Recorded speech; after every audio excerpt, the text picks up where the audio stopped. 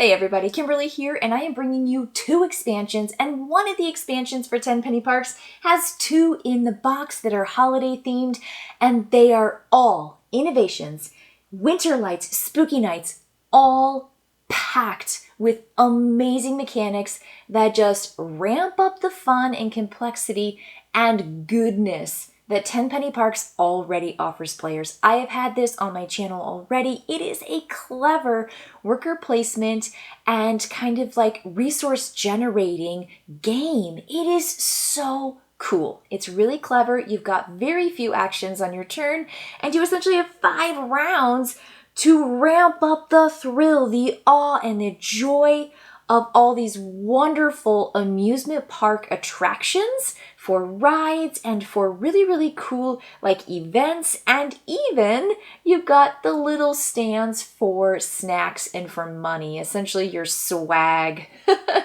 So I want to show you what's in innovations first, or innovation, and then I want to show you what's in the smaller expansion that has the 2 holiday themed bits and pieces. So first thing, in innovation, you are not only getting, and I can't even believe how much is in here.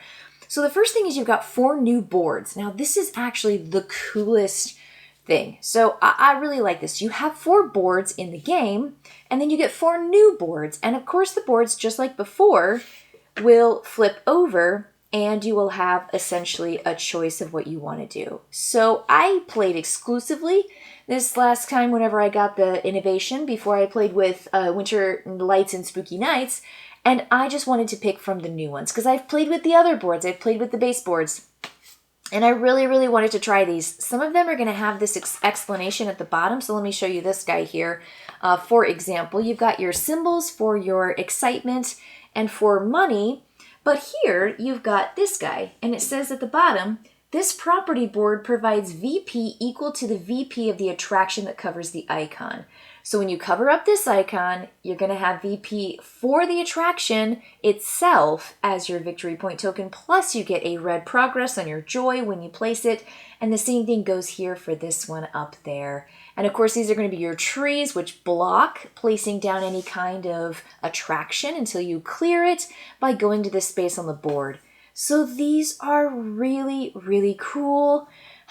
I like the new boards. Hide and Seek, Cosmic Heights, Wooden Follies, and Treasure Cove.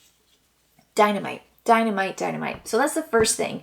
The second thing you're going to get are brand new attractions. And the cool thing about these attractions are they're not just added attractions. They are essentially twofers. So let me show you. For example, when you have your stack of cards and you've got your attractions available, you're going to see here that this is going to be put in the brown attraction, which is the Western, but then it also crosses over with the alien attraction. So you've got your 2 icons. So it counts as a brown star, but also the purple alien skull head. And that's what makes these new ones really cool. And they're going to give you different shapes, and they're going to give you those opportunities for ads just like before. So the other one here is Stagecoach Cinema. And you've got, again, that icon and that icon. So when you invest in these hybrids that come with innovation, you are going to have the opportunity to go to a section, but it also counts as something else.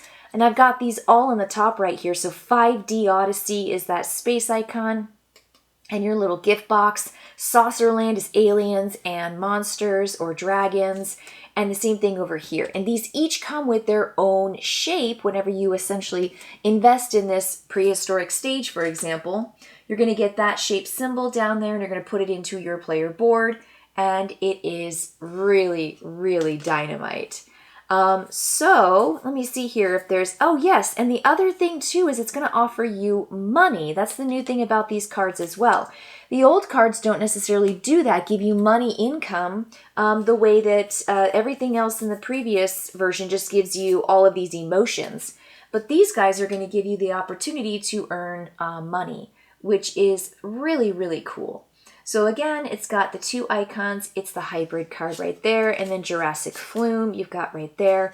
So that is the second thing you're going to get with innovation, which we don't even get to the board. There's a new board feature. There are 2 new decks of cards. There are 2 new additional stacks of these tiles for your additions to your park. So let's get to those. This is the new track and it fits on perfectly at the bottom. The graphics line up. It's just adorable. Everyone's going to have a player color figure. This is their innovator. And their innovator, Meeple, is going to walk along this path, and everyone's going to walk along the path. But you choose as an action on your turn to do it. So you're going to advance during the action. Place workers on action spaces, just like worker placement. You're going to place them out here on the board, going to places, getting things. Or you can advance your researcher on the innovation board. And when you do, you get stuff. Here's what you get. The first one is you're going to get a construct, and you'll see it's this symbol right here. So this symbol is the construct symbol. If you are the first player to get there, you are going to draw 3 and keep 1. But everybody can always see the top card. It's flipped over, so you kind of know what to expect. And you can say, well, I don't really know if I want that card. I'll let somebody else go there first so I can get maybe what's underneath that.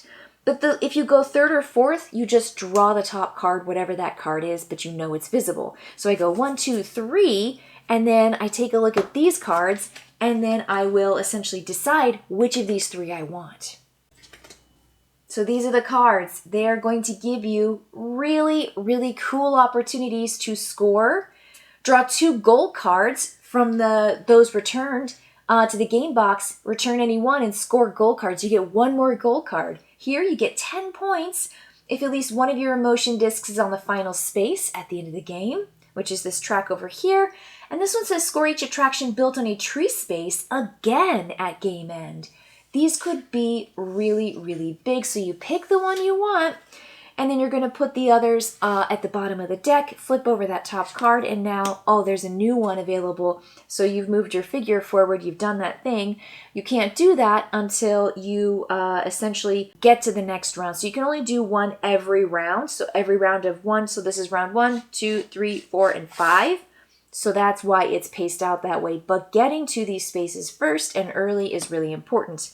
Hiring your specialist. You're going to see a specialist here, and they're going to give you something that might be ongoing. Like this merchandiser, income step. After taking income, concessions that earn income of exactly $1 provide the income again. So now they're worth 2. And the concessions are going to be really, really helpful for that income whenever you get to wanting to advertise and wanting to invest in more attractions. So these guys are just going to be like that. We got a buyer who's going to help you during the build phase, a bonus step for the services agent, a researcher specialist during the action step, and so forth. So these cards are just cool. They're cool.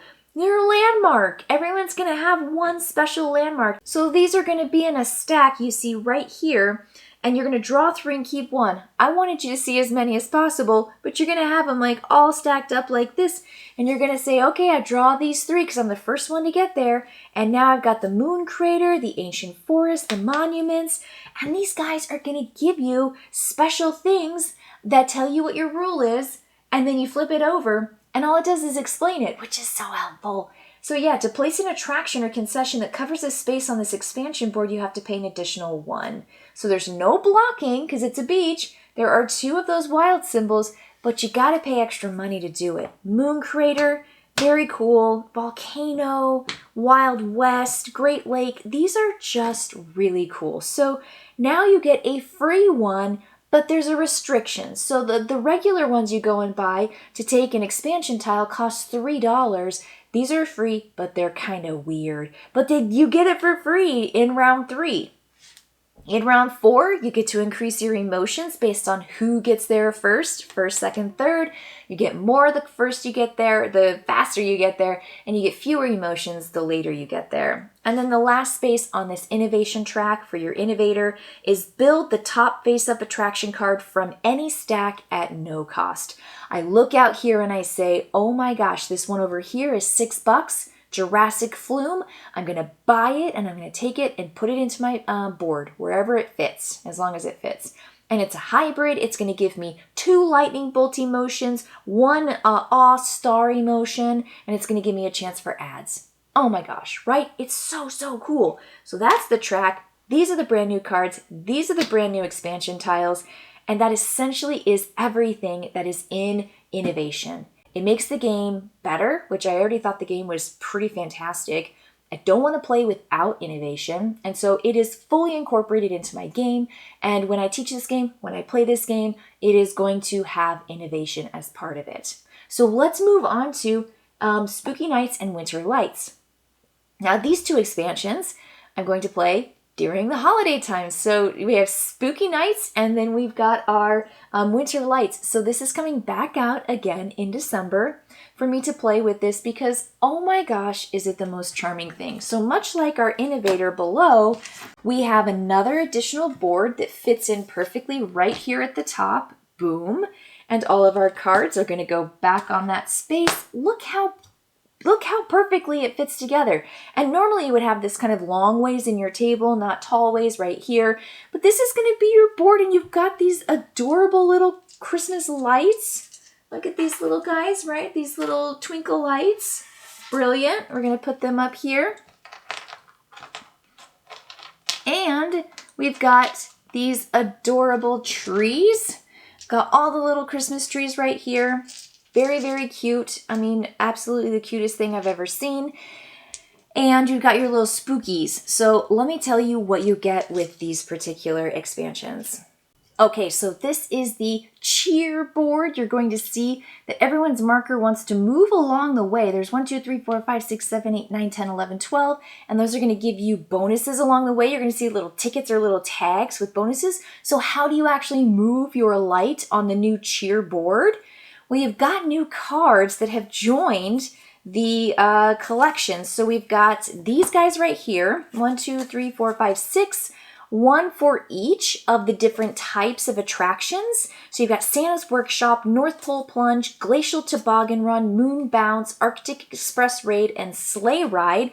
That, of course, are these guys right here. These are the tiles that will do that. And you've got, of course, the new ones for the other guy. We'll talk about the Spooky Nights in just a second. But there's going to be this new symbol. Let me show it to you. All right, so you've got this new symbol right here. These are going to be the little light symbols. So whenever you play one of these cards down and you pay for everything, you're going to receive progress on your track based on those symbols right there.